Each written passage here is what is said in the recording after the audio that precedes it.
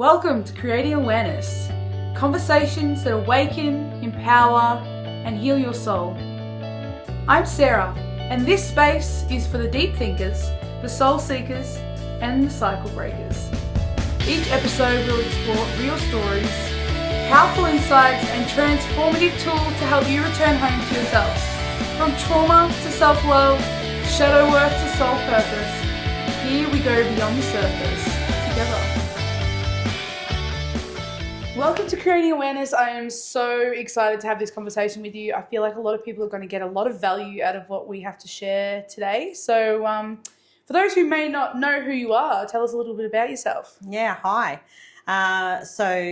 My name is Shelley Lane. I have a business called Helping Other People Evolve, or HOPE for short.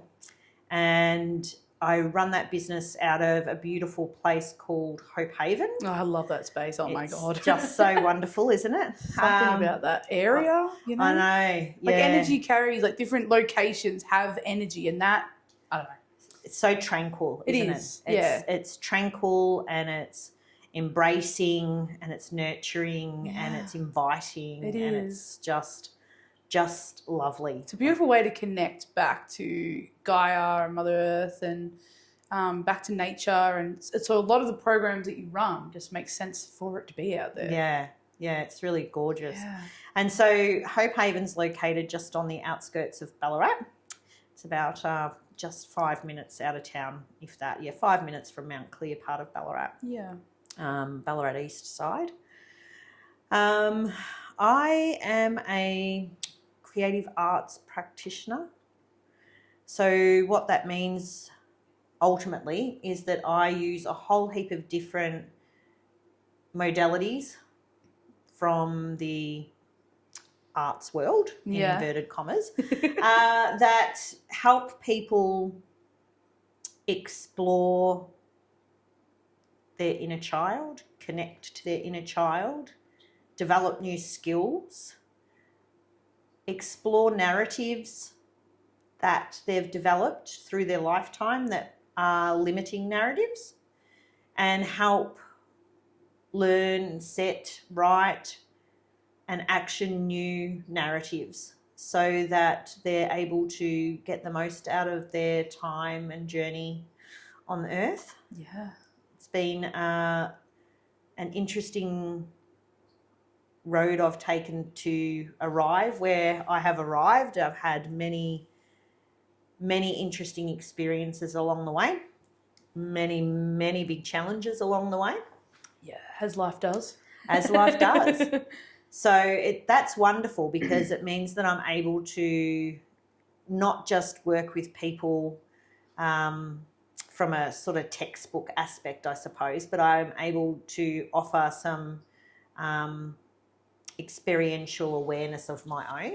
Yeah, I think that's so important in any of these kinds of modalities, to have that life experience, to really understand from a soul core level what it takes to really help others. You know, you have to have done it to be able to then teach others to do it. That's something that I was actually talking to someone about this morning. It's like I get frustrated with people who try and teach people things that they have never done. Like, I feel like it's important for you to have done it. So I think it's beautiful that you've had these big experiences that have helped shape you into the kind of person who gives so much. Like, you give so much of your heart and soul and time and energy to make sure people have the access to these kinds of different modalities that may not be so mainstream. So I think it's beautiful what you do. Thank you. Thanks, Sarah. So let's talk a little bit about some of those modalities. Yes. I'll talk about a few that I use, and then I'll come to my biggest passion. Yeah, cool. So there's art therapy. And when people hear art therapy, they often cringe and think, oh, I don't have an artistic bone in my body, I can't do that. Well, the beautiful thing about art therapy is you need absolutely no artistic bone whatsoever. If you can draw a stick figure, then you are well suited to art therapy. Nice. Because it's not about creating masterpieces. It's about using markings on a paper, whether they're shapes or symbols or colours or whatever, to help explore certain aspects of your life and aspects of yourself. Yeah.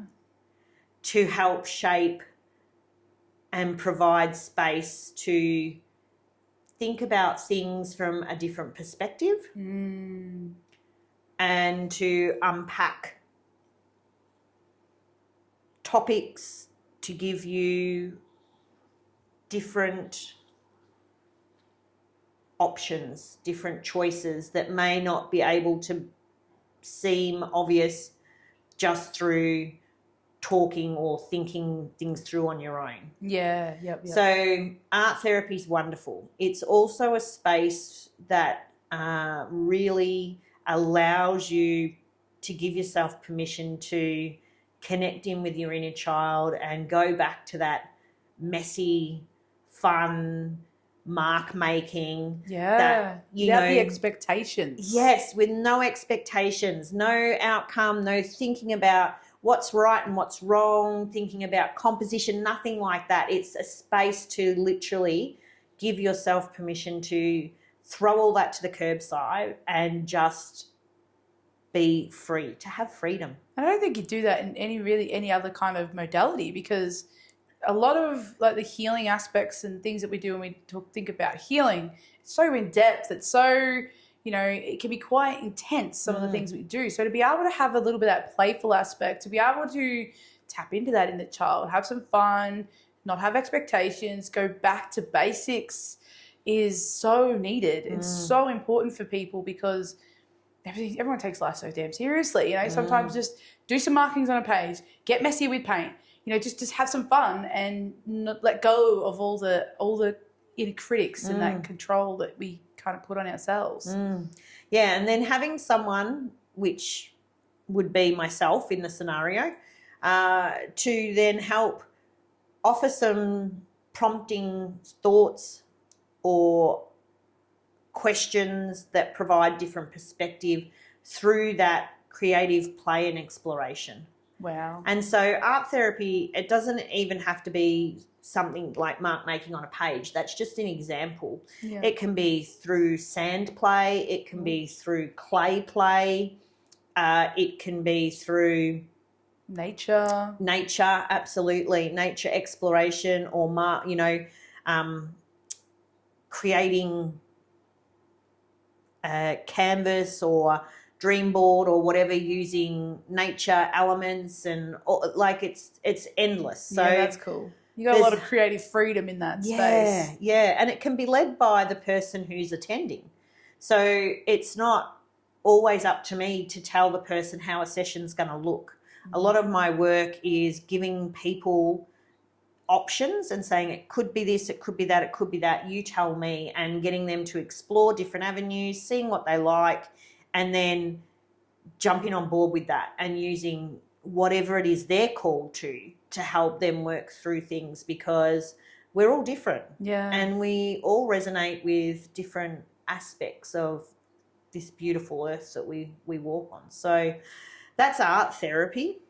Then I do sound healing, vibrational medicine, and that is my biggest passion. Yeah, I can tell. That's usually the thing that whenever someone's like, what does Shelley do? It's the sound healing that comes first.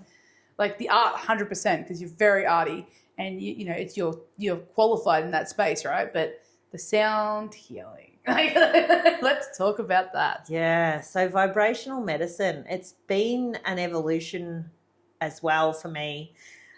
Initially, my sound healing that I offered was group sound baths, where I use a collection of different instruments to provide an internal massage to your nervous system. That's so cool. What a way to describe it. Because that's, I love that phrase, because it's actually what happens. Wow. And it gives your nervous system the rest and support that it needs to reprogram itself back to a state of homeostasis, to activate your brain so that it sinks into theta brainwaves. And when our brain is in theta brainwaves, that is when it sends a message to the rest of our body that it is safe and in a place where healing can occur. So on a cellular level, like, so, you know, deep cellular healing occurs. Anything that's being blocked in our systems, our body gets to work and starts to move things through. That's so cool. And it's been something that's been around for years, isn't it?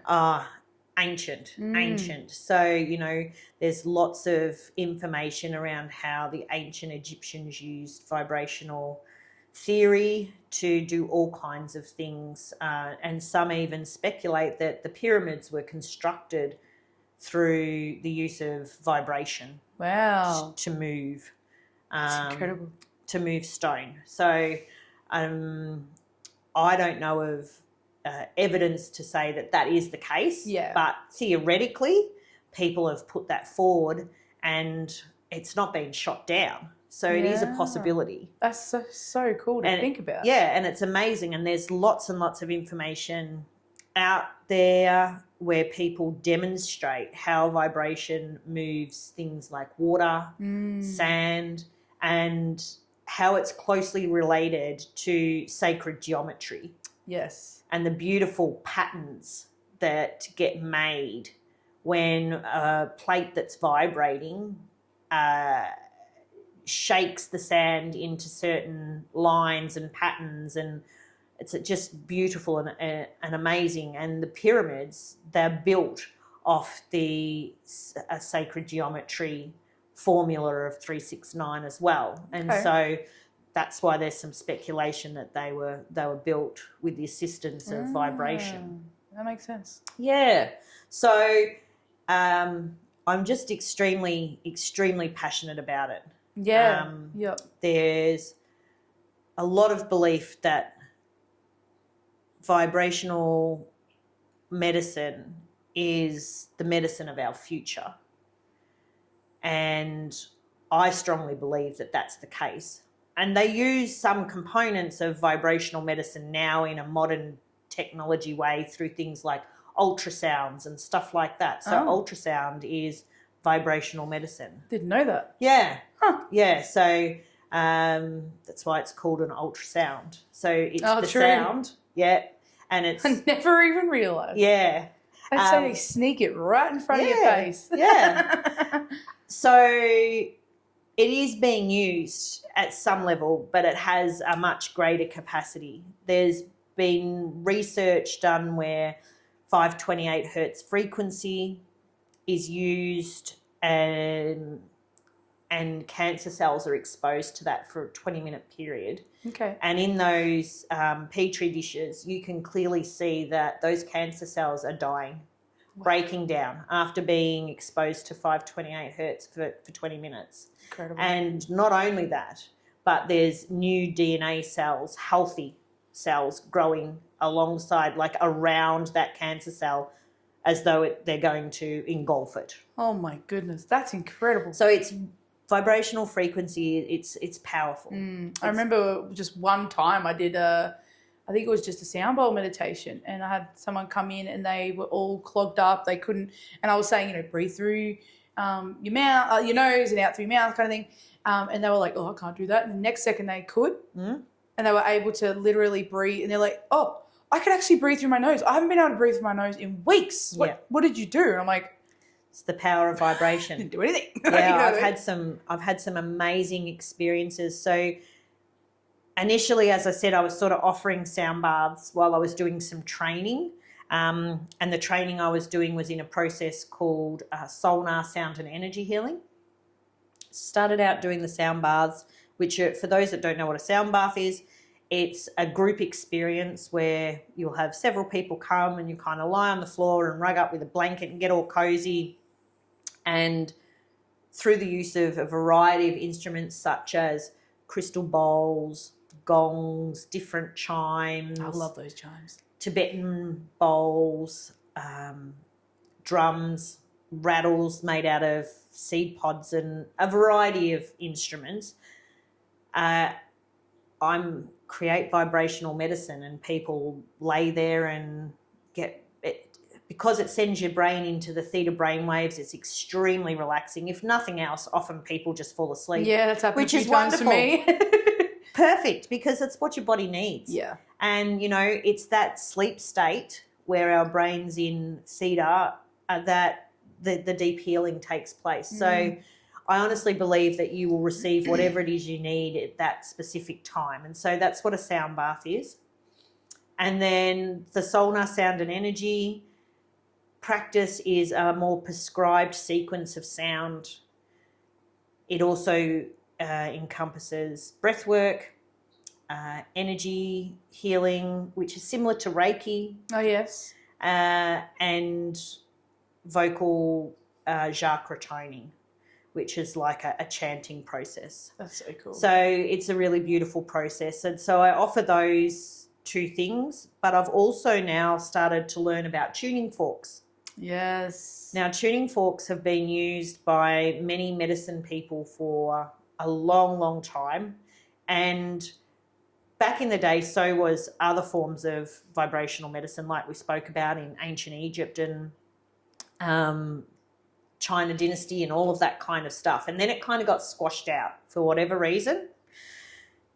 And I believe that it has to do with the growth of the big pharma companies, because when vibrational medicine is used, sickness and illness wasn't like it is today. And so if we used it as a more common practice, then the need for synthetic drugs that are created through big pharma would no longer be required or reduced significantly. Yeah. So the profits taken by big pharma and the pockets lined in that space wouldn't be occurring. And these are people who are very powerful, unfortunately, in our society. And so they get to dictate some of that at this stage. Yeah. There's a lot of people who are becoming aware of this, are learning about this and are starting to change their thinking around their health and their well-being, and who are turning to more natural and what's called now alternative. Yeah. Because hundreds of years ago, what we call alternative medicine today was just medicine. Was the common medicine. Yeah. And it's interesting because that's what made me want to make this podcast, is to bring that awareness to people that it's like there is other ways you can try, and it may not feel like the quick fix you get from like taking a Panadol, but it can also, depending on, and giving them a go and trying, like there's no downside, there's no symptoms. You look at the medication you take and it's like you take this and it'll help with this, but you're also going to end up with all these symptoms of other things, right? You don't get that with sound healing. You're not going to end up getting a sound healing session to help, and then all of a sudden you're like, oh, now I've got a symptom of what? I need more rest or something, like, or my body feels great now. Like there's no negative symptom to it. Like it's just a real plus side. So I'm very passionate about bringing this holistic alternative awareness to people, because it's so important for people. Some people don't even realize that sound healing. Some people sound healing is just a nice meditation thing, isn't it? It just helps you to get into a meditative state. Well, yeah, but it also can do some more. It can. And people don't know that. And some of the amazing outcomes that I've had now, I've started to work with tuning forks in particular. I've assisted a young lady who was experiencing eczema and quite significant patches of eczema. Applying the vibrational frequency of a weighted tuning fork onto the patch of eczema, and within a week the eczema was gone. And at the time, and some people are going to think this sounds crazy, and unless you experience it, it is hard to believe. Yeah. But at the time when I was placing the tuning fork on the back of her knee, I felt like I actually could see the redness drawing out of the irritated skin area. Wow. And so at the beginning of the session, before I started compared to when I finished, and when I say session or when I finished applying the vibrational therapy to her eczema, I'm talking maybe 10 minutes of exposure. It's not long. Yeah, wow. And so then when she returned the following week, the eczema was almost gone. So we gave it another 10-minute session, and then it was gone. Incredible.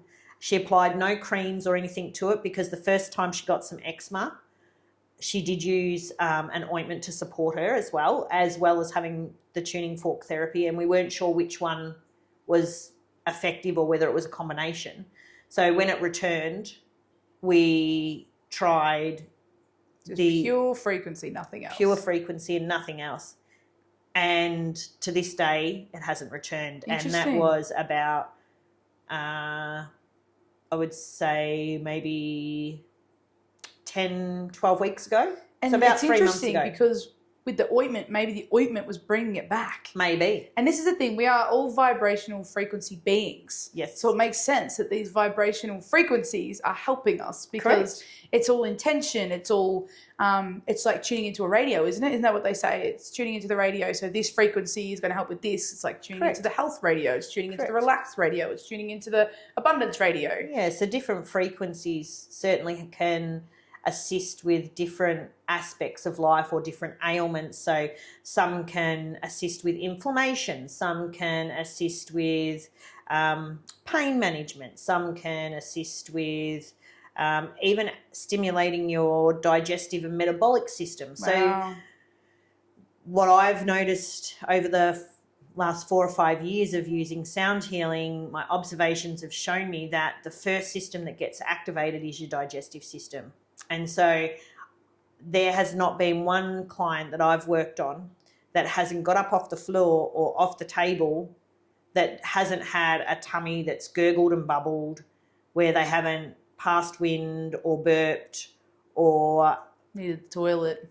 I whatever. always need to pee afterwards. Yeah. Always. or even to open their bowels because their digestive system has been activated so rapidly incredible. from the vibrational medicine. So it's just, It's so powerful. it is really powerful. And I know some people think it's a load of rubbish, and they're the people that I really invite to come and experience it and find out how it can benefit you. So another experience that I've had recently is supporting a young man who's had a major back injury at work.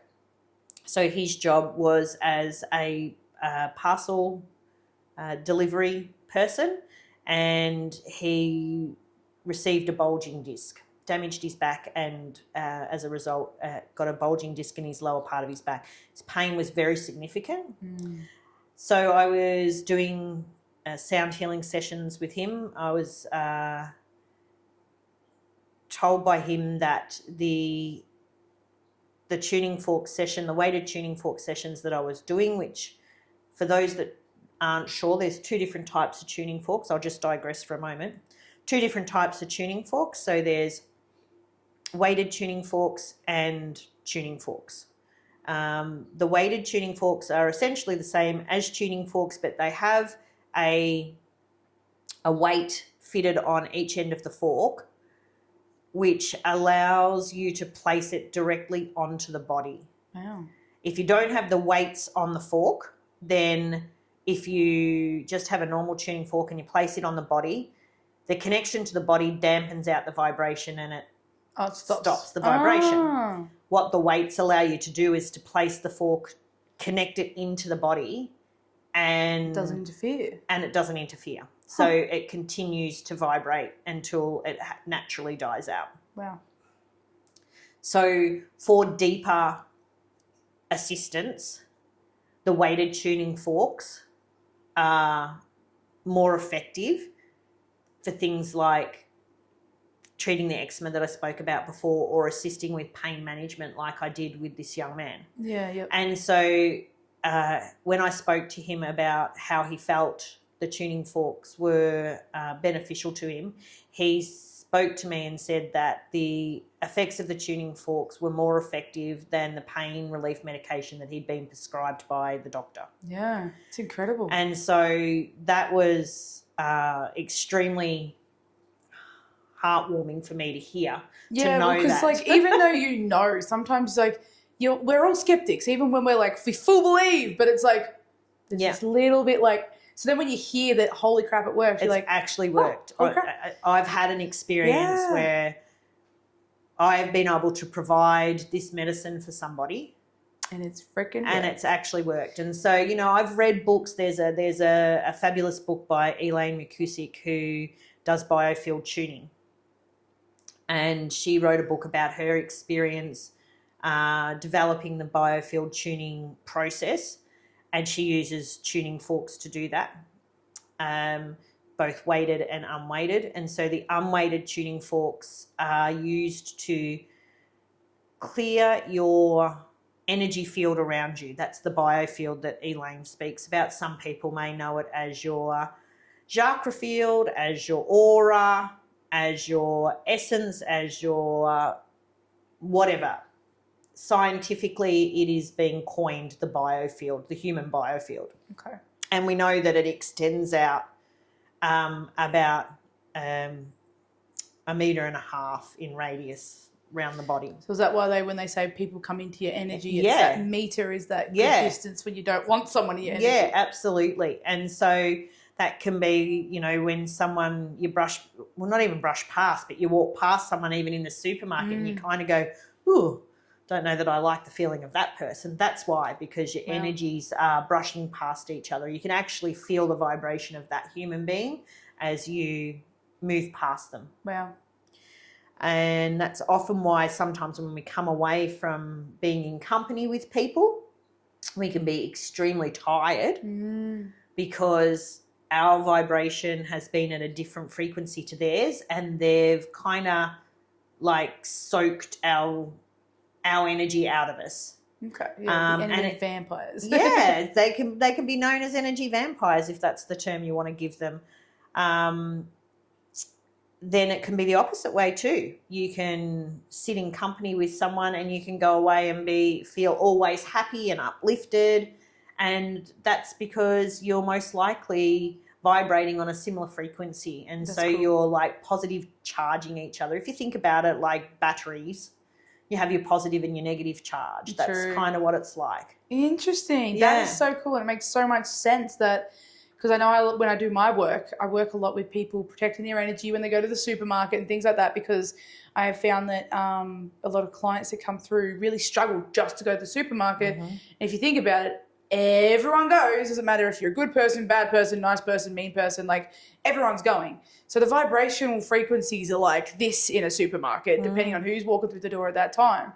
So it makes sense that when you go in, sometimes you're like, oh, like it's a lot. And if you don't know what's going on and you're not protecting yourself or whatever, it can be quite a lot. And this is why a lot of people are getting delivery now and all that kind of thing. So to be able to empower people to go, you can have control of your frequency. You can understand and create awareness around just, you know, keep a distance or protect your energy, or, you know what I mean? Like really being able to have control over what's coming, rather than feeling like you're just walking in a maze of I don't understand what's going on with me, you know? Yeah, absolutely. So that's really cool. I'm glad you touched on that, because I think that's so important for people to realise. So a question I want to ask though is, what is your favourite sound when it comes to all the different sound and instruments? And because there's so many beautiful things. Like I love your chimes. What are they called? Koshi chimes. Koshi chimes. It's like you're in fairyland. It's so there's 4 Koshi chimes. But what's your faves? Oh, well, I think, so to understand Koshi chimes, they're an instrument that's been developed, and they're a bamboo chime, and they sound like fairies dancing in the garden, for those that haven't experienced Koshi chimes. But there's 4 of them in a set, and each one of them is set at a different note. So therefore provides different frequency. Does things to your brain. And they are also tied in with the 4 different elements. So for those that aren't sure what elements are fire, water, air, and earth.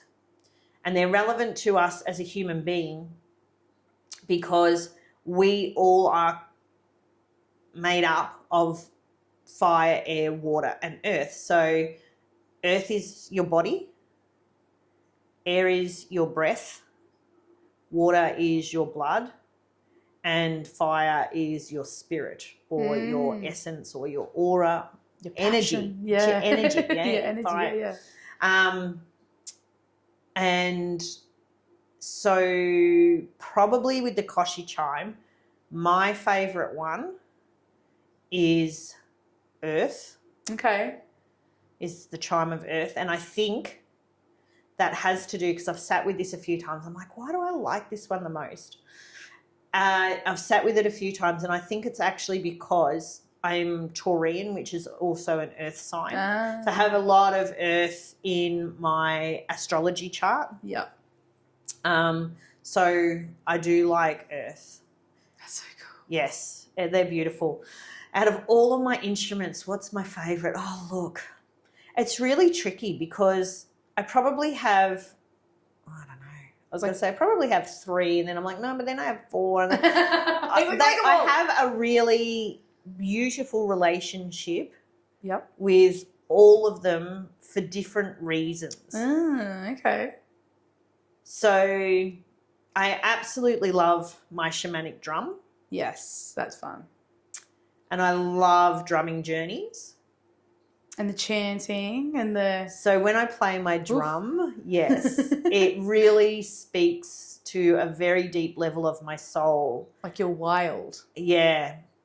And it taps into a spirit guide that I have walk with me, who she presents as a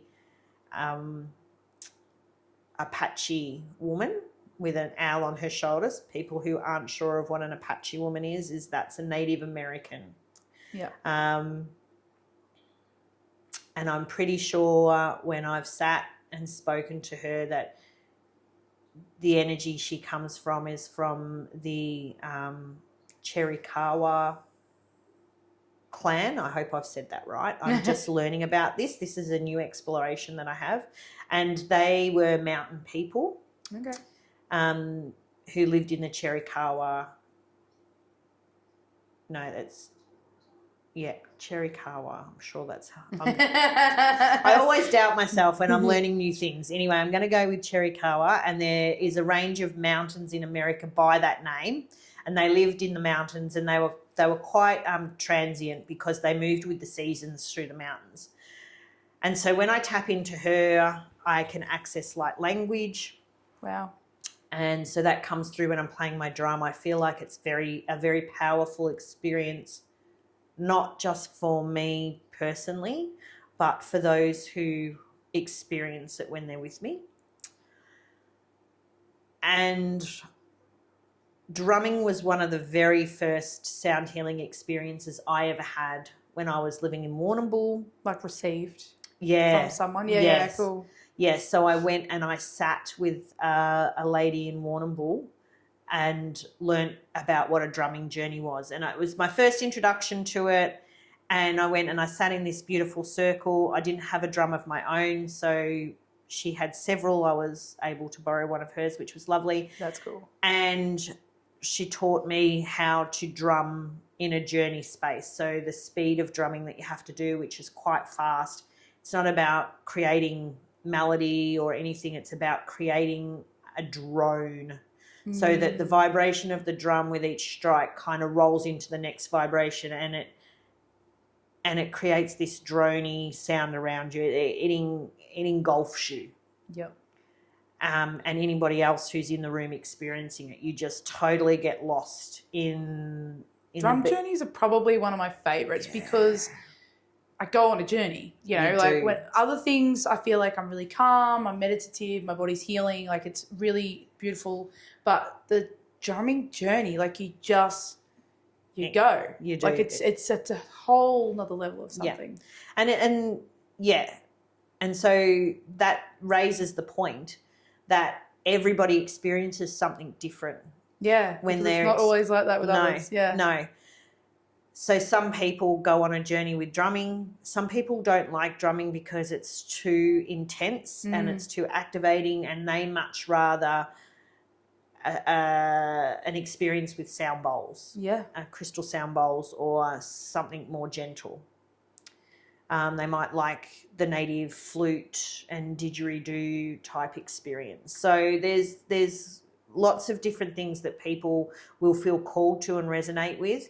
And it's very much about trusting that. and allowing your body to let you know what it is it wants and what it is it doesn't want. Yeah. And so if you can't relax into that, if you find that your head's pounding because of the droning of the drum, then that's not for you, and that's okay. Don't force yourself to try and be okay with it. Yeah. You might also experience situations where at the moment you might enjoy the experience and get benefit from bowls and things, and over time as healing occurs, then you might start craving something a little bit more, and that's when your body might want you to experience a drumming journey. So it's very much about listening to your body, listening to your intuition, and letting that guide you, to not listening to the conscious monkey brain that wants to believe something or thinks that it has to be or a has certain FOMO way. and doesn't want to miss out or whatever. It's a healing thing, guys. You want to really trust intuition out of this. That's right. We're really going to try and switch off that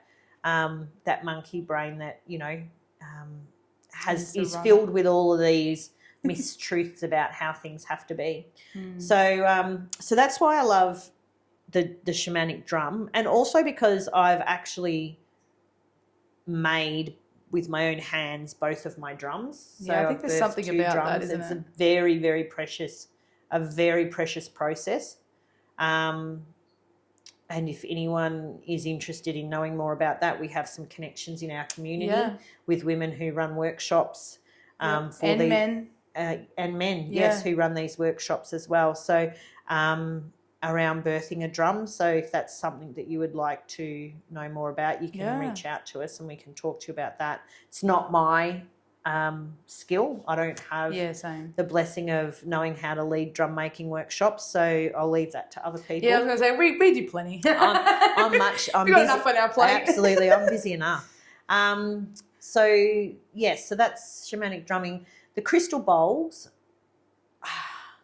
when I did my Solna training, the facilitator who developed Solna, Bianca Mayers, now a dear friend of mine, she handed me my crystal bowl, and it was as though she'd handed me a newborn baby. Oh. I had the same response in my body, like physiologically. Yeah. It lit me up like I don't have words to describe, and my heart opening was so epic. It was like the bowl melted into me. I had an immediate connection and relationship with it. And in the Solna process, there's only one bowl that gets used, which is a bowl that is tuned to the heart chakra. But I have a full set of the 7 bowls to work with the full chakra system. And I love each of them very deeply. So crystal bowls I love as well, because I don't have words to describe why. Yeah, well, there you go. It's a soul thing. It is a soul thing. It's an embodied experience, and that's the only way I can describe it. And what would you say to someone who's loving the sound of all this musical frequency stuff, and they're like overwhelmed with, do you do tuning forks? Do I do Solna? Like, what do you encourage someone who's like, I really want to explore this, but where do I even start? What do you encourage for those? Just reach out. Just say hi. Have a chat. And then once you know what's going on, you can kind of navigate towards what might best suit them. Yeah. So I'm really easily accessible through Facebook at Helping Other People Evolve. I have a website, which is at Helping Other People Evolve. Yep. You can reach out via email, via messenger, via phone number. Yep, you can reach out to me as well. And with Sarah, you can pop into Zen Daily. You can reach out to Sarah through Creating Awareness. Yep. I want to be as accessible as possible, and my motto in life is to ensure that as many people as possible get to experience the amazing I don't even know how to describe it, like the amazing outcomes of connecting with frequency. Yeah, yep. So, yeah, that's what I would say. Just reach out. You could, I have regular sound bath experiences at my place. Yeah. I try and make them at times that are available to people. So there's lots of weekend options and evening options after work hours. So you come along to one of those. Yeah. Even if you just come once. Yeah, just to see what it's all about. See what it's all about. And really tune into that curiosity that you surely have if you haven't experienced this already. Absolutely. And do you think because there's, I know a few sound healers, do you think the facilitator really makes a big impact on, like if someone's already had a sound healing, like, oh yeah, I didn't like it, or, they've had an experience like, oh yeah, it was nice. Like what do you sort of speak into a bit of the facilitating it and what that involves? Absolutely. I think every facilitator brings something different for sure. I've experienced several different sound healings from a range of different facilitators. Some have been epic next level and some have been cringy and I wouldn't go back. Okay, yeah. And so what's cringy like? I'm curious. Cringy felt, for me, I would describe it as cold and disconnected. Okay. So they were there playing instruments, but there was no love, no connection, and there was no real understanding of the instruments and how they worked together either. Okay. So they weren't able to, or didn't on this occasion. They could have been having a bad day too. Yeah, that's we're all human, and that could have been the case.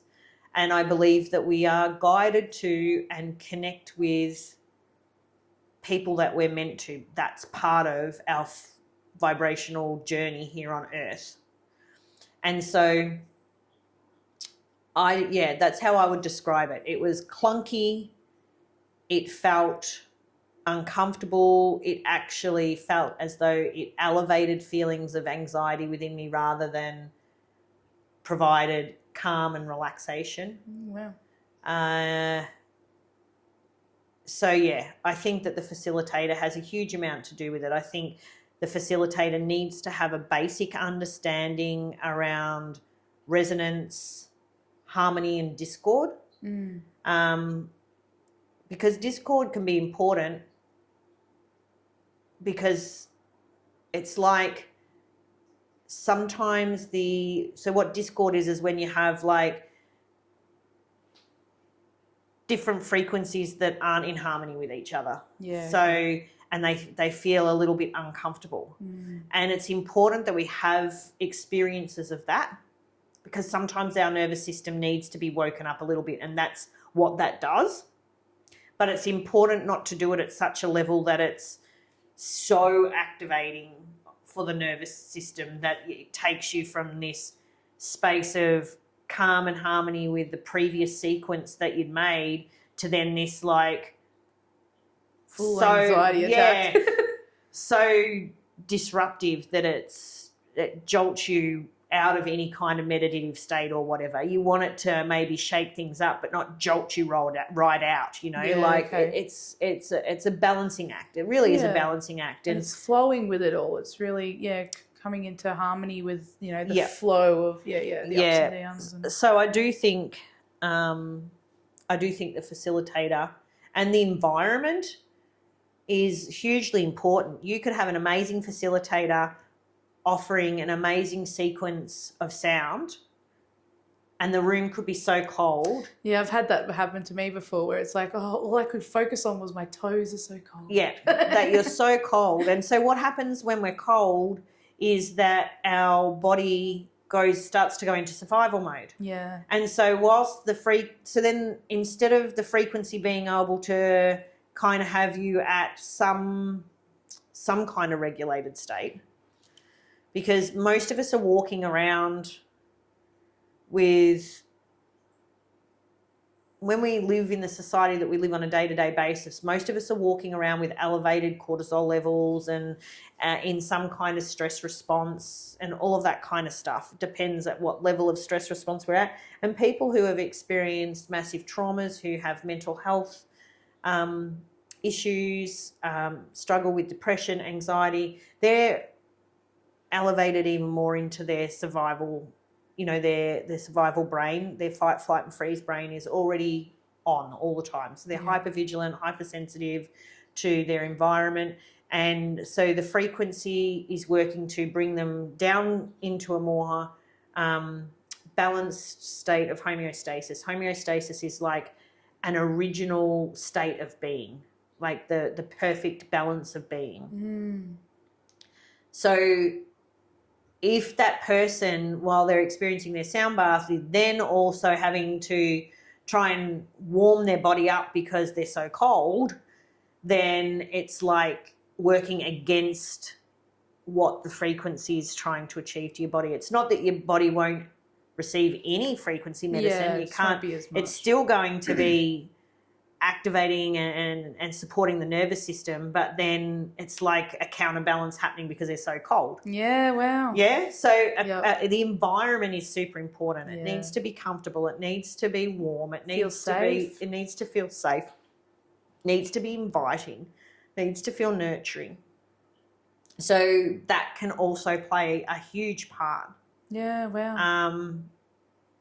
And some people might see these reels at the moment going around on, TikTok, Facebook, Insta, of different places to have sound baths. So there's these hanging sound baths and people are in hammocks. Oh, yeah. And there's a sound bath that can be really beautiful because that hanging space can be like almost returning to the womb space. Yeah, because you're kind of like floating. You're cocooned. Oh, it's really wonderful. On lilos in pools. I think I've seen like the big, those chairs as well, like with the gravity chairs. Gravity chairs. Lilos in big pools. That's All cool. of those environments are amazing environments to have a sound bath as well because they're really supportive of your nervous system. So they're just examples of how the environment can be a major factor to consider. Yeah, 100%. And if you're outside and it's beautiful, but then it's getting a bit hot, you could be worried about you burning, like, you know what I mean? There's lots of things that need to be considered. And even like, I think with a facilitator and their intentions, I think that's super important. I talk a lot on this podcast about intention and knowing that, you're passionate about it. You know what's actually happening for people and you do come from such a heart space with what you do. The experience is very different to someone who's like, oh yeah, let's just make a quick buck. Oh, we'll just do 10 people. Oh, yep, done, cool. And that's kind of the experience. So I think, and this is what I'll talk about in probably every podcast, people taking self-responsibility and asking those questions, how do you run your stuff? As soon as you start talking to a facilitator, you'll know if they're passionate about it or not because they start talking like you are today versus, oh, yeah, if you want to sound healing, book in, here's the link, like to really start to do a bit of research, look into it a bit more. Also, like, you can just go get it done and, you're not going to have damage done necessarily, so you're probably safe to do so. But it's good to be able to, I think, get to know the person who's facilitating these things because I think that's super important for everyone to sort of just get a good feel and to get the best out of what you're doing, because why not? If you're going to do it properly, so the fact that, you can tell you're very passionate about it, your shit, it's awesome. I love it so much. I know you also work with like vocals and stuff too. So talk into a bit of that because that's really cool. So sound healing, we have all these beautiful instruments that creates vibrational frequency, healing medicine. And one of the most amazing, most portable, most accessible instruments that everybody has access to is their voice. Each person has a soul resonance that creates a vibration that is as unique to them as their fingerprint is. That's incredible. It's very, very cool. And so the problem is, in the society in which has developed over the last couple of 100 years has been that we have been taught to disconnect I agree. from this part of our being as a vibrational being. We just have to think of being a kid making that silly noise like, oh, shut up, you're being annoying. Yeah.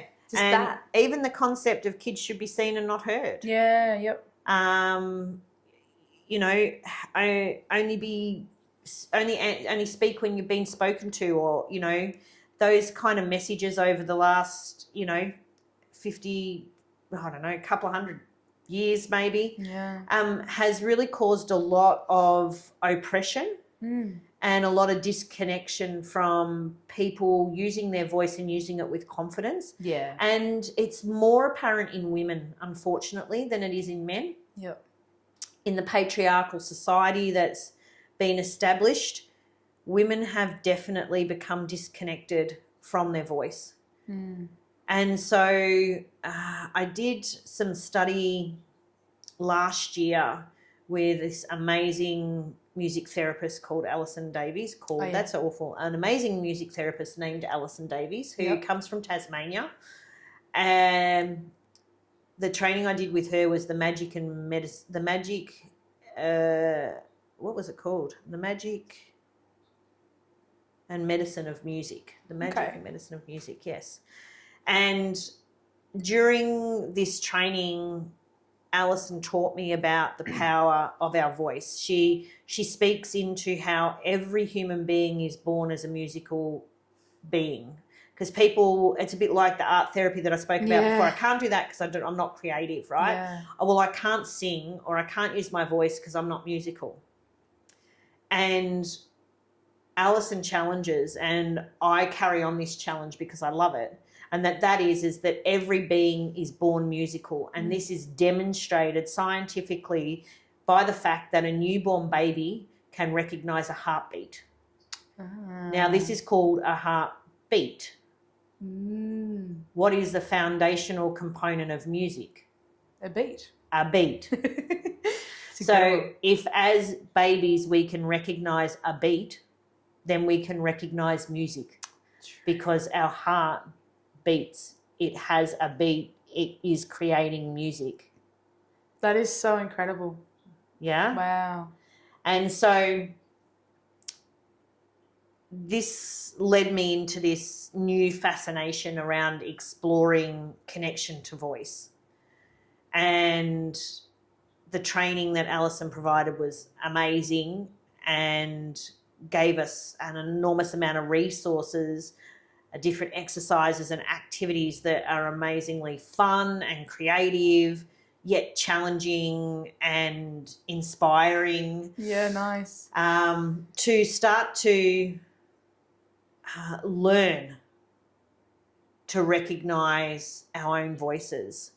And I've been on this journey over the last 12 or so months and made observations and the amazing healing that's come from it. And I use my voice now in so many ways that I never used to. An example is with the Jacques Ratoning that I spoke about before. Like, that is using your voice as a toning tool to bring your chakra energies back into balance. Yeah. And that's something that I've been using. That's a tool that I've been using since learning about how powerful your voice can be, and the feedback, the observations that I've made myself, and the feedbacks that clients have been giving me around that experience have been phenomenal. Yeah. Also learning that the concept of singing, using our voice to reprogram our brain with new narratives, has been commercialized over time, and we now think that to sing we have to sound like Beyonce or Lady Gaga or some famous pop star. Yeah. And that's actually not the case. Well, yes, I don't discredit that they have beautiful voices and create beautiful experiences for us. That isn't the only way music has to be. Yeah. Music can also be raw and authentic and soul felt, and that is within each and every one of us. And I remember, like, we were talking about it when we were creating this retreat, that the humming song that I love, and all it is, there is no words, it's just humming. Humming. And the way she hums in line with music just does something to you. So it's amazing. And what's humming? Humming is vibration. literally a vibration. Yeah. Right? So this is this vibrational tool that we hold in our throats that is our powerhouse. It is an absolute powerhouse. And the other thing that's really important, which I'm sort of is this next chapter of my exploration, and I'm currently doing some reading and stuff to help support my learning in this, is around the component that needs to be added to the powerhouse in our throat is air. So it's breath. Right. So it's the combination, because what creates the vibration is our muscles that push air through our voice box. That's a good point. That's how we get sound. Yeah. So the importance of breath alongside the importance of our voice. And so what our voice is comprised of is literally air and movement. So it's our breath, and then how we move our tongue and our lips and the muscles in our throat to create sound, which sound is vibration. Yeah. Wow. So very beautiful, amazing, easy. Everybody can access this. You don't have to go to a sound healer. No. You have this literally within you. Yeah. And so when people read these posts on Facebook or talk to healers or read statements about how everyone has the power within, everyone has within them what they need to heal. Yeah. This is an example of how that's totally the truth. Yeah, that's so true. And like, you think about how the science has shown that with a baby, if you talk to the baby, if you sing to the baby, all that kind of thing, I don't think it necessarily hears words necessarily, because it's got a lot to go through. It's the vibration of, especially mother, when you're talking, you know the vibration is coming, you know what I mean? Absolutely. So it's incredible how much it can help like a little baby develop its brain. Just through sound. Absolutely. Just through frequency. Absolutely. And there's been beautiful experiments done by a Chinese bloke who spoke to plants. And so the different frequency that's created through the sound that you make in your voice when you are expressing different emotions. And so he would speak to plants with love and affection, happiness and excitement. And then he would speak to plants with disdain and dislike and hatred. And those plants would die or do very poorly. Compared to those that were spoken to with the love and excitement, which would flourish. It's insane, isn't it? And, you know, and so the likelihood of, you know, these being vibrational beings, these plants, and humans being, you know, part of nature as well. And so it's, you know, it's fair to say that children, as little children, as humans, get spoken to from a place of, you know, love and open-heartedness and kindness and compassion, that these children are going to flourish much more than children who aren't wanted and who are spoken to and develop narratives that you know, mistruths about their existence on earth. And so now we bring this whole concept of sound and the power of it into how we can empower people, empower ourselves. And so by working with connecting to your voice, it actually is an amazing tool to rewire your brain for any mistruths or limiting narratives that you've developed through your childhood from the experiences you've had, from the times where somebody's called you an idiot or said you're dumb, or you've perceived that that's what they're telling you by what they've said or how they've acted towards you. And then when we add the layer of music or melody to it, so what we do is we're then activating both sides of the brain, because our language brain sits in our left-hand side and our music brain sits in our right-hand side of our brain. And so when you do things like sing rather than just talk, you're activating both sides of your brain. So when we talk, we're activating the left-hand side of our brain, and we use words, and that we can do things like have affirmations where we use positive words, and yes, they're still powerful and they're great. But then if we take an affirmation and add a melody or a tune to it, then we're actually activating both sides of the brain. So when we're talking about rewiring limiting beliefs or mistruths that we have about ourselves, to do that with both sides of the brain open means that we're able to access all the neuropathways rather than just one side of the brain's neuropathways. So the rewiring, the new beliefs that we're learning can happen much more quickly. Yeah. And so, you know, there's a beautiful process called melodic mantras, which I'm really passionate about as well. So cool. And they're so powerful in rewiring, erasing the old belief. Not just rewiring, but it actually erases the old belief and allows us to write a new story that our brain picks up and believes very quickly.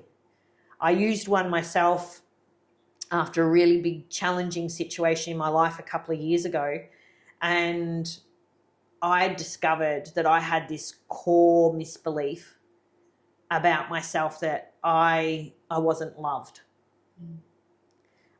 I wasn't lovable. Maybe that was, you know, how some people might know that story or wound that they carry around, that core wound.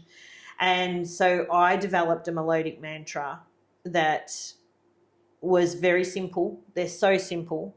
And whenever I felt myself or caught myself thinking thoughts what's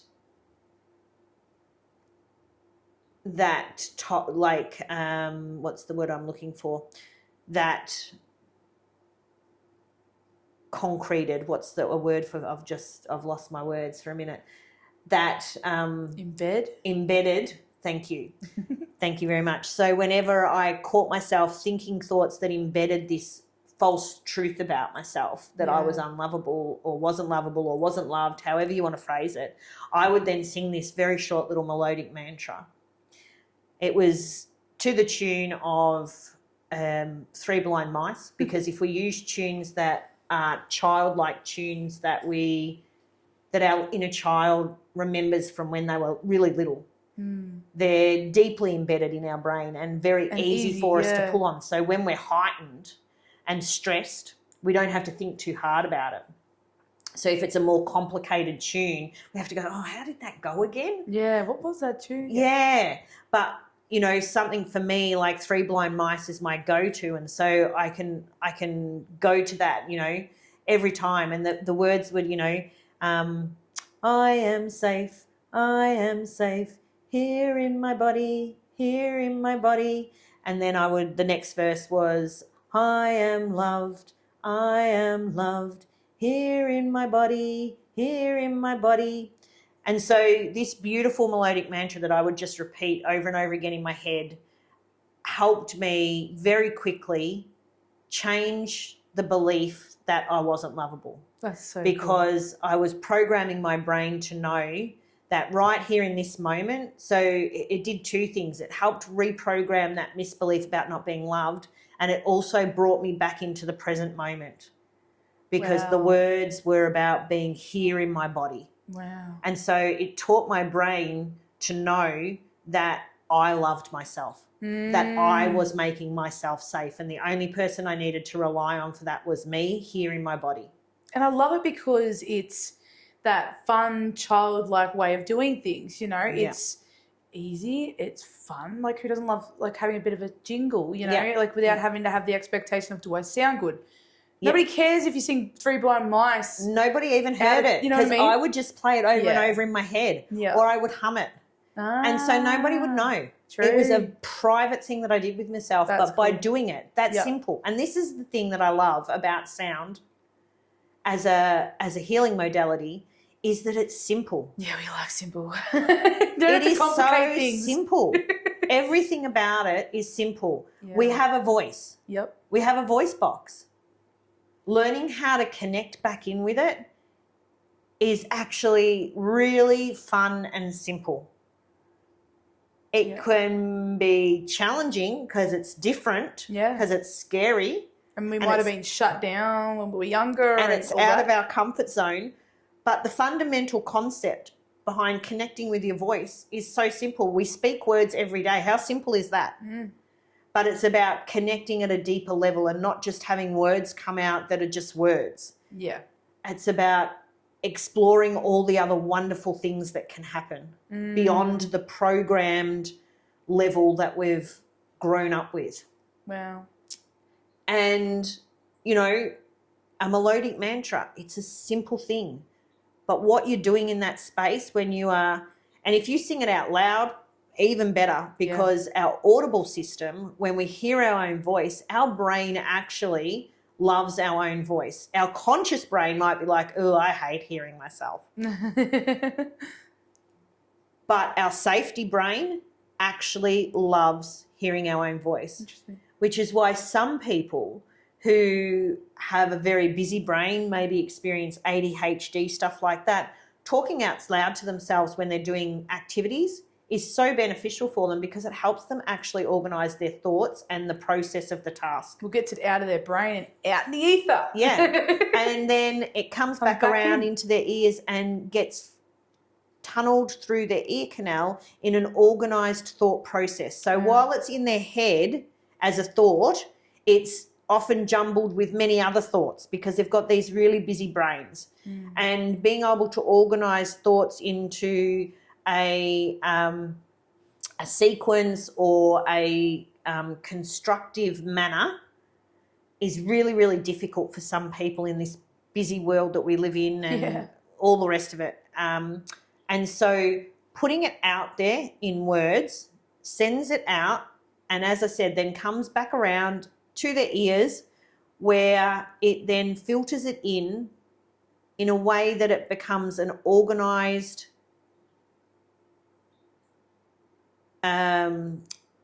process.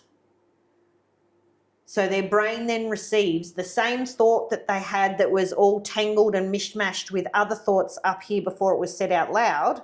When I say up here, I'm pointing at my brain, inside my head. So inside my head, it's all mixed up with a whole heap of other, it's like bubble and squeak, mashed veggies, you know?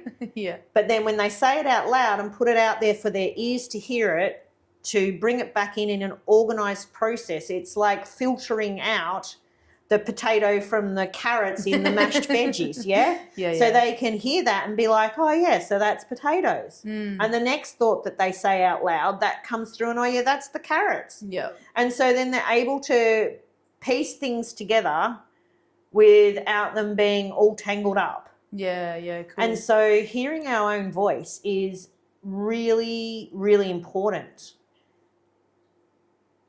The problem is that we actually don't know how to really hear our own voice. Yeah, because we have expectations on what our voice should sound like or needs to sound like. And we're actually quite numb to listening to ourselves.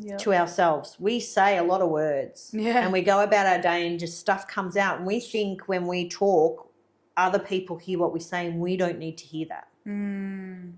Yeah. And so learning how to connect with your voice, an important part of that is learning how to listen to yourself, how to hear yourself. Yeah. So that's also a really important part of sound and the healing process. And then the third part is also the importance of learning how to listen to the silence. Yeah. Because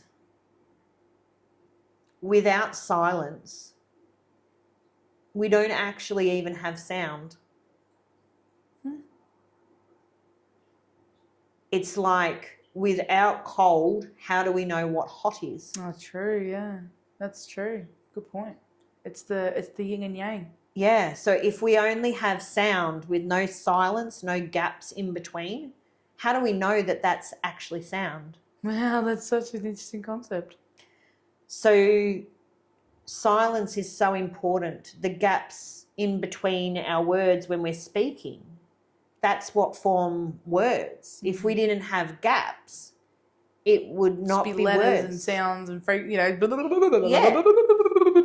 Right. around like a big mess. Right. Huh. Holy moly. So silence is super important. Wow. To be able to sit in the silence, to actually listen to the silence. Because what happens when we listen to silence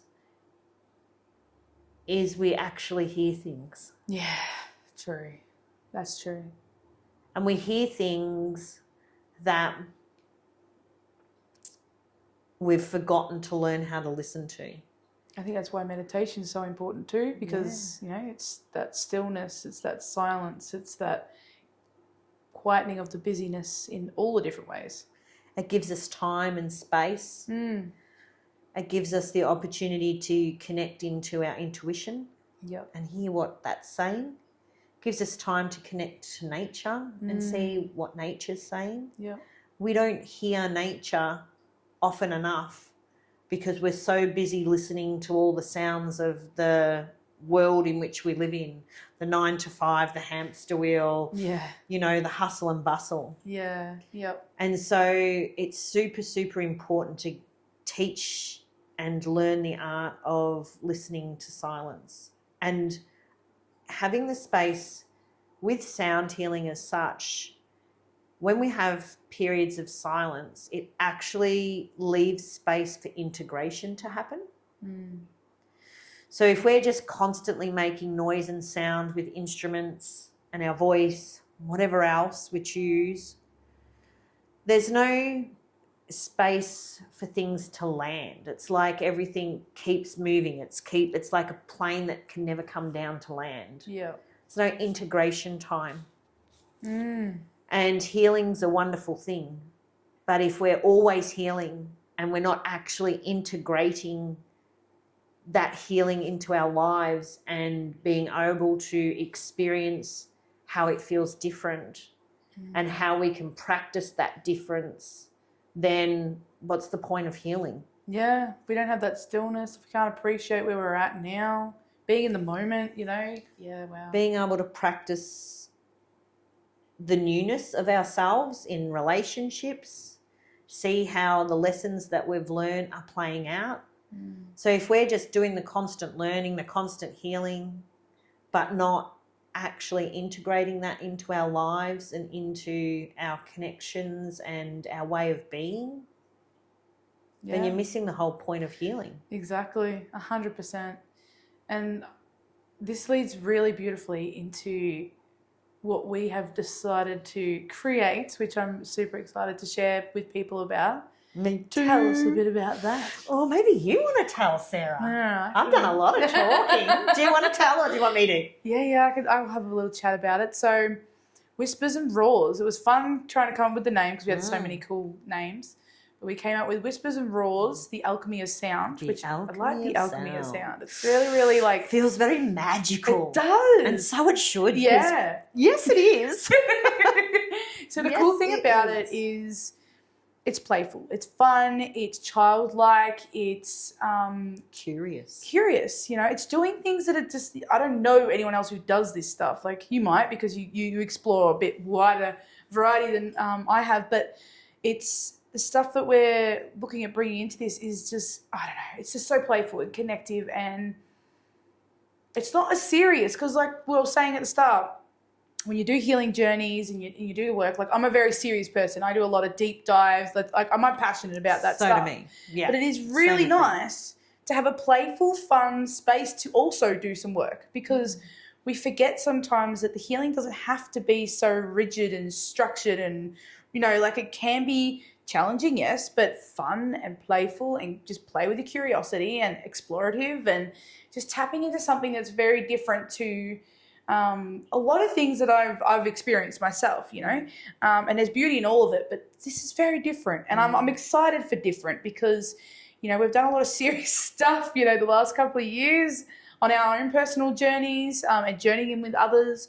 So it's nice to bring about a space of deep connection and play. Yeah, absolutely. With a lightness about it. I think for me what happened and why I was really keen to develop Whispers and Roars with you was because what I'd recognised is that the experiences that we've had in our life that have got us to the point where we recognise there are aspects that we want to heal and explore, those experiences that have got us there have been heavy, often very traumatic. Well, they're traumas. Yeah. And they're traumas in our lives that have become kind of stuck in our bodies and you know, they can manifest in all kinds of physical ways, illnesses and aches and pains and, you know, the misbeliefs, the narratives that are not actually accurate. And so because those situations have occurred, which have been heavy and intense, I wanted to provide an experience for people to reverse that in the opposite manner. Yeah. Like you said before, to bring in the yin to the yang, I suppose. Yeah. Because these things often happened when we were little children. Yeah. And so, or, you know, even older children, but teenagers. Yeah. And then they've carried on through into our adulthood. And so for me, it was like, wouldn't it be wonderful if we could invite our inner child to come and play with us for the day and experience different experiences from when we were actually that little child. Yeah. Yeah. And to have some experiences that actually imprint in our brain through our neuro pathways a contradiction. Yes. And I love it because like everything you've just talked about, you know, the sound, the melodic mantras, like all that kind of thing, like this event is something that could really rewire your subconscious brain or, you know, delete and reset, you know. And I think it's important that people have a playful way to do that because some people don't come to, say, like my 6-month program because it sounds pretty full on, Sarah. You know, I don't want to work through my triggers and my boundaries and very my intense communication, you know, like it's very full on. And that's okay. That people are at different levels. Yeah, it's also amazing and very effective and 100%. A great way to tackle things. Yeah, but to have something that's like almost like a nice playful way of doing it, or even if you've done the work and you're like, I've done so much heavy stuff, I just want to do something that's a little bit more lighthearted, a little bit more playful, a little bit more let's play with my inner child, because we wouldn't even, a lot of the people that I've worked with wouldn't even know what it's like to act like a child. Like I'm pretty childlike, so I'm pretty good at it, but you know what I mean? Like some people are pretty rigid and still pretty structured and pretty serious, and to come and have some fun, have some play, push yourself out of your comfort zone in just little bursts of short, playful, fun, safe ways, I think can be absolutely transformative because the confidence you're going to get from just like doing this little activity, and they're not like big, long-winded things. They're nice little activities where it's like, here's a little challenge, give it a go, see how you go. Feel into that weird feeling. Yes, it'll be challenging. It'll be challenging and you can laugh about it. Yeah, it's fun. Because your little child's going to be there with you going, oh, this is pretty funny. Yeah, it's like it's a scream or whatever it is. You know what I mean? So I'm really excited to see the people light up. I'm excited to see the people transform and walk out of this thing with like so much more confidence because like, oh my God, I was just surrounded by 10 women. I did that. Oh my God, what the hell? Shit, I can do anything. You know, nobody actually cared. Like you rewiring your subconscious because it's you know, when you're about to do something silly or whatever, it's those voices that you want to start to master. It's oh, you're an idiot, don't do it. Oh, don't do it. Oh, but everyone else is doing it. Oh, hang on, maybe it's a safe place to do this. And then all of a sudden you start to do something that you wouldn't normally do on your own or one-on-one or whatever.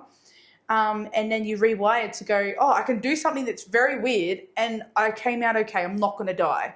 Because that's the thing. Our ego comes in and it's like, you're going to die. It's something new. I don't know what to do. I'm freaking out, you know? Yeah. So if we can like really start to push that, you know, ego in the backseat, mate. Like, you know, thank you so much for protecting me and keeping me safe. But look, I got the driver's seat. get in the back, let's go for a drive. We're actually going to let our child drive. Yeah. And you're going to just be in the back seat with your seatbelt on and some gaffer tape over your mouth, really. And you can just let us know if there's our child's just going to cruise on through this with us. Yeah. And we've got bumper cars, it's fine. Remind us that it's okay to have a laugh. Yeah. And, you know, if I was to give a visual for anybody who's curious about whispers and roars and what it's all about, then I would ask you to dig into your memory bank back to a movie called Pig. And if you don't know that movie, then I'm sure that's what it was called. Isn't that what it was called? Oh, no, Babe. It was called Babe. Pig. It was called Babe. It was called Pig. I don't know, that was hilarious. Okay, yeah, Babe, I love it. It was called Babe. Love so dig into your memory bank and find Babe as a movie. If you don't know it, search it. Yeah. And search Babe, the pig, not Pig. Because there is one little bit where this pig is there and he just opens up his voice and he goes, la la la la. Oh, I love that part. La la la. And so that, my friends, is the confidence and the connection that you will have to your voice on the opposite side of whispers and roars. And you don't have to have any prior skills. You don't have to worry about, oh no, that's too much. Like, we have some people that are doing it that really struggle with their confidence, but it's a safe space. And this is what I would really want to like bring home. Like, Shelley and I are both trauma-informed practitioners. We are very conscious that if you don't feel safe, you won't do these things. You know, you need to feel safe in these environments. So if you're like, I'm not going to do that, that's okay. Come in with that. That's fine. And just see. You know, you may not. You may sit there and just witness, and then by the end you might get some confidence. You don't know. But try, like, give it a go, because I really feel like you'll be surprised. You'll surprise yourself. And, you know, you've got us to lean on and go, I'm really struggling. I can't get through this. We're here. I think one thing that I, just on the back of that a little bit, Sarah, is that I just, from my perspective, is that the word safe space or the term safe space gets used a lot, and it is really important. However, I'm also really mindful and want to speak into the acknowledgement and awareness that if people have trauma in their body, it doesn't matter what space they go into, they can feel unsafe. Yeah. So therefore the space will feel unsafe because they feel unsafe. True. And so I think how I would like to describe the space that you and I create for people is a supportive and nurturing space. Yeah. So that they can feel comfortable coming and bringing all of their unsafeness. Yeah. And if an exercise or an activity through the day is something that activates a part of them that makes them feel too unsafe that they can't enter into that's okay. Yeah. That's perfectly welcome. 100%. And there are options and opportunities for you to go elsewhere and be nurtured and supported through that, so that you can return to a space where you're able to rejoin the group. And that's the power, right? It's the power of when you are in those spaces to be able to get to a point that you can come back, because that's the power. Correct. It's not, oh, I got unsafe, I failed, oh, look at me. No. Awesome. We're all going through this thing called life with all this crap, right? So the fact that you can find a way out there, whether it's you go sit out, we've got beautiful space out there. So there's heaps of space where you can take some private, you know, there's inside spaces, outside spaces. Sarah or I will be available. Yeah, there's animal therapy there, a cuddle with Delilah or Mr. Pippin. They're beautiful energy transmuters. And so whilst we talk about this being a fun and, you know, lots of laughter and that kind of stuff, there will be all of that. But we also do acknowledge that we can't tell you what will activate and what will not activate something inside of you. That's for you to tell us. And so we want to acknowledge that the uncomfortableness inside allowing yourself to be like a child for a day, that in itself can be totally overwhelming for some people. 100%. And if it is, then that's okay. Come and be overwhelmed with us. Yeah. And allow us to help you come back to a point where you can spend some of the day with your little person, the little version of you. Yeah, exactly. Even just saying hello is going to be very powerful for some people. And if you don't tap into that inner child, fine. Just see what happens. Just see, because you just don't know. Come in with just a curious mind and openness. Mind. Correct. Curiosity and openness, I think, are the two things that we would, that might be a good thing to rock up with, because I think that's going to really help you to get the most out of it and to have some fun or not have some fun or whatever. Just be curious and see. Curious mind and open heart. Yeah. I think that's what... I like that. We'll have to set that as the prerequisite. No, I'm joking. What to bring? Curious mind, open heart, set of earphones. Yeah, set of earphones. Any comfort items if you like. A nice comfy blankie, I don't know. Yeah. But I'm really excited because we're doing it in October.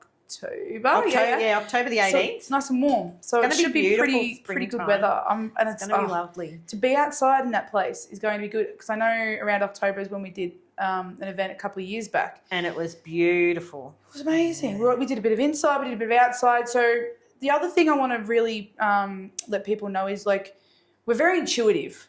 We're going to have structure, but I don't want you to think that it's like this rigid, structured, like, we're very flexible. We want to make sure that you know that it's, we've got lots of cool things, ready, resources at our hand, at our fingertips, ready to go, but we will feel into where we're at, with the group. Each group's going to be different. So I'm really freaking excited for this, because I think it's going to be really connective.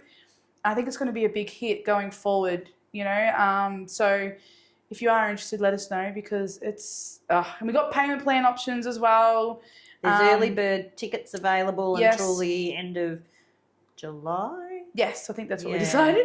And lunches included as well. Yep. So I could just imagine this beautiful picnic lunch. We all get to sit outside in this beautiful weather, or you can go off and have some time by yourself. Sarah does the most amazing catering, grazing board catering, like next level. She's very clever at it, and that was what we experienced at the retreat back a couple of years ago. And that was my first experience of Sarah's grazing boards. And I tell you what, you will not go hungry. No. Your inner child will be very happy with all of the yummy choices on the board. Lots of nourishment, which I think is important. Nourishment, lots of good, healthy food as well, but also some nice playful, little, playful treats on the plate as well. So, Yeah, I'm super keen. I think this is going to be very important.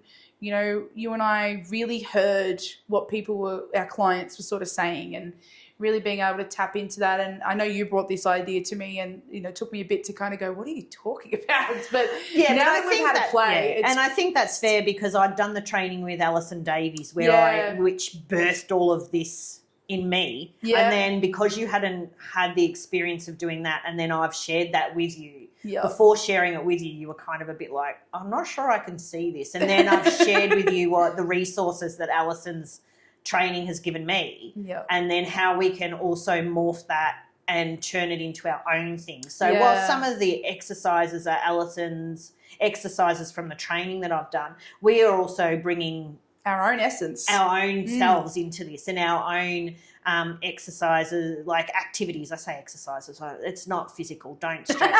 you're not going to be doing a workout to lose weight, I promise. A bit of a vocal workout maybe, but there'll be lots of opportunity for quiet in that as well. Lots of opportunity to learn to listen to the silence and other people. Cool. Yes. There'll be some challenges where we'll be listening to each other as well. A lot of yin and yang, which I'm really excited to play in, because it's like, well, where do you feel strong? Do you feel strong in the silence? Do you feel strong in the vocals? Do you feel strong in the connection? Do you feel, what part, the movement, the creativity, the sound, like there's so many elements to explore, and that's what I love. It's exploration. You think about a child going to a daycare, and there's just so many cool things. Like, I want to do that, I want to do that. Like, you get to go and explore all these beautiful things together as a beautiful group, which I think is going to be quite impactful. I think maybe that's what we should, instead of calling it a childcare room, we should call it, maybe not. We should call it an adult care space. Adult care. Come to adult care. Come to Whispers and Roars and have adult care take place. Yes, there'll be 2 adults supervising. You won't be left unsupervised. No, I'm joking. You will not. You're adults still. And the responsibility of your care will be your own. Yes. Because There you will be- and your inner child are coming together. Correct. So the adult version of you. Correct. But you are supported. So, there will be some adult accountability called upon. Yes. Wonderful. Yes. But thank you so much for having this chat. I'm so Thanks for the excited to invitation. share this with people, and I'm curious to see how this Whispers and Roars goes. We're so going to do another episode because we're going to talk after the retreat and let everyone know how it went, because I'm sure Absolutely. everyone's keen to find out Absolutely. how to go, what happened. So And we only launched it on this week. Tuesday. Yeah, and there's already been a great interest and a couple of ticket sales, I believe. So Yes. So really get in, excited. because Yeah. early bird ends, and this first group is small because it's our first group. May get bigger, it may not. I don't know. Got 13 openings. Yes. So with Sarah and I, that'll make a group of 15 people, which we felt was not too big to lose the intimacy, and not too big to be too overwhelming for you guys who choose to come either, because we get that for some people, this learning how to connect to your voice and use it with power and confidence in a group, well, at all, Well, is at all, big, yeah. let alone doing it in a group. Yeah. But the power of group work is pretty amazing, And that's why I love my sisterhood program, because I think there's power in the group. There's power in learning from each other and being seen. Like you're doing something weird and you're being seen in that space, and you're like nothing bad happened. Your brain can go, oh, I didn't die, holy crap. Because that's usually the exaggeration our brain goes to. So to be able to have those spaces is just so powerful. So I'm freaking excited. Mm-hmm. Me too. Come on, October, let's roll on. It's going to be great. So, and then we will do more. There's lots of things that we're doing. So tune in. Where can they find you? What are your details if they want to reach out and find out more about you and your services? Yeah, absolutely. So as I mentioned earlier, I'm on Facebook under Helping Other People Evolve. I am on Instagram, which is Hope with Shells. So that's h.o.p.e with .shells, and shells has got a Z at the end of it. So SHELLZ. Web page is hope-helping other people evolve. So all my contact details, emails, phone numbers, everything is all on there. Reach on Messenger. And let me know if you can't access that, then I'll get you guys connected. But yeah, if you're interested in this Whispers and Roars, I think it's going to be the next big thing. So thanks so much for your time. I really, really do appreciate it. And Thanks for the invite again. Excited. Me too. I love our partnership, and I can't wait to see all the exciting things that we bring to people in our community moving forward. We've got some good stuff coming. Oh yeah, this is only the beginning. That's correct. All right, thanks so much, guys. See you. See you for watching, everyone. It was so much fun. I hope you had just as much fun as we did. It has been awesome sharing this channel with you guys. So if you like it, please hit subscribe, share with your friends, get as many people listening as you can. This just helps bring awareness to those who really need it. So thank you so much for your support. It's so much appreciated, and I look forward to talking with you all very soon. Bye.